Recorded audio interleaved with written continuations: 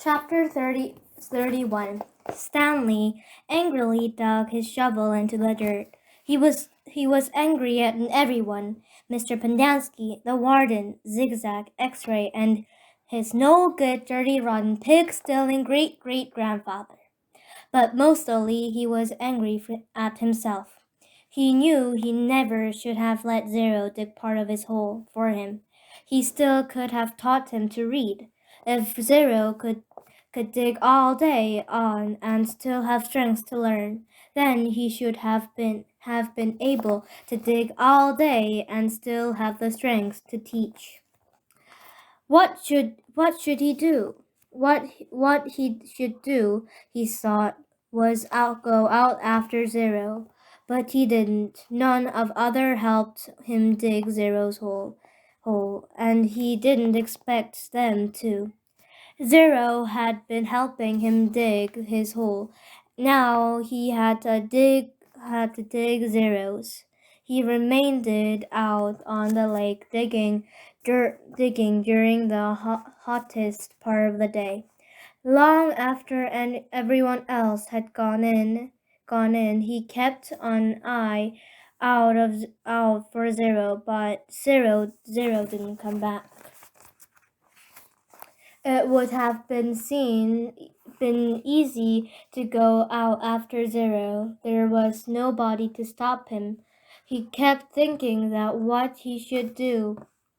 Maybe they could climb to the top of Big Thumb if it wasn't too far away, and if it was really the same place where his great-grandfather found refuge, and if not after 100 years ago, or 100 years or so, water was still there. I didn't seem likely, not when an entire lake had gone dry. And even if they did find refuge on Big Thumb, he thought they'd still have to come back here. Eventually, they'd both have to face the warden and the rattlesnake fingers. Instead, he came up with a better idea, although he didn't have it quite all figured out yet. He thought that he could make a deal with the warden. He'd tell her where he really find the gold tube if he wouldn't scratch Zero. He wasn't sure how he'd make this deal without getting himself in deeper trouble. She might just say, "Tell me where you found it, or I'll scratch you too." Plus, it would mean X-Ray would get in trouble too. She'd probably scratch him up as well. X-Ray would be out to get him for the next 16 months. He dug his shovel into the dirt. By the next morning, Zero still hadn't returned. Stanley saw one of the concealers sitting guard by the water spigot outside the shower wall. Mr. Pendanski had 2 black eyes and a bandage over his nose.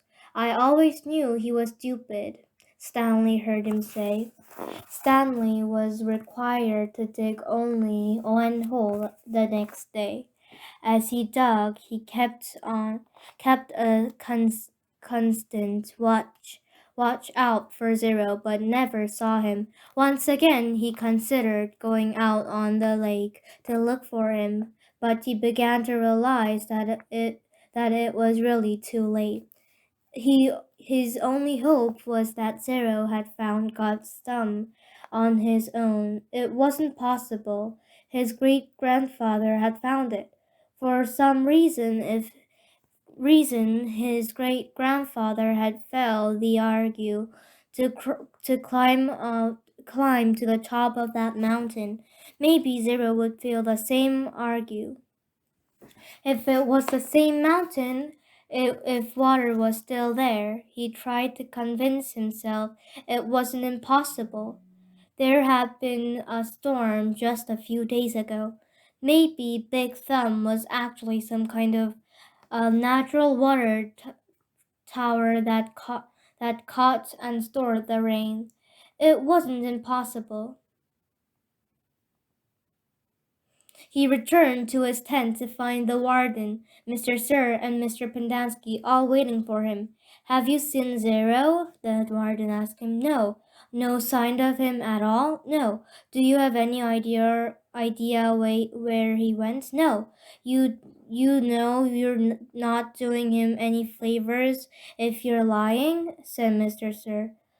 I he has he can't survive out there for more than a day or two. I don't know where he is. All three stared at Stanley as if they were trying to figure out he was telling the truth. Mr. Pendanski's face was so swollen he could barely open his eyes. They were just slit. You sure he has no family? The warden asked Mr. Pendanski. He's a ward of a state, Mr. Pendanski told her. He was living in the streets when he was arrested. Is there anyone who might ask questions? Some social worker who took an interest in him? He had nobody, said Mr. Pendanski. He was nobody. The warden thought a moment. Okay, I want you to destroy all of his records. Mr. Pendanski nodded. He was never here, said the warden. Mr. Sir nodded. Can you get into the state file from our computer? She asked Mr. Pendanski. I don't want anyone in the AG's office to know he was here. I don't think I can erase him completely from all the state files, said Mr. Pendanski. Too many cross references. But I can make it so it would be very difficult for anyone to ever look. No one cares about Hector Zeroni. Good, said the warden.